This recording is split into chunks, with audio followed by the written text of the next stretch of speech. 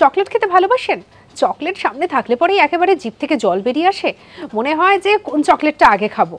অনেকেই রয়েছেন যাদের প্রত্যেক দিনের অন্যান্য খাবারের তালিকার মধ্যে চকলেট কিন্তু থাকবেই থাকবে। দুপুরের খাবার শেষে কিংবা রাতে খাবার শেষেও চকলেট মাস্ট।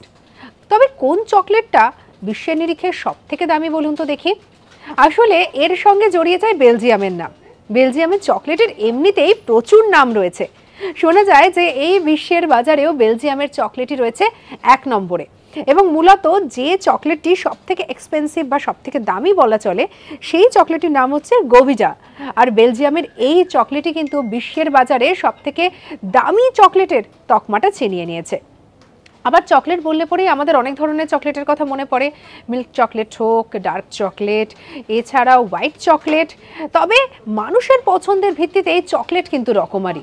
আবার অনেক চকলেটের ভেতরে দেখা যায় যে একেবারে ড্রাই ফ্রুটস ঠাসা থাকে। আপনিও কি চকলেট খেতে ভালোবাসেন? অবশ্যই সেটা জানাতে ভুলবেন না। আর অবশ্যই জানান কেমন লাগলো হোয়াটসঅ্যাপ, এছাড়াও অবশ্যই কমেন্ট করুন, সাবস্ক্রাইব করুন আজ তাক বাংলাকে।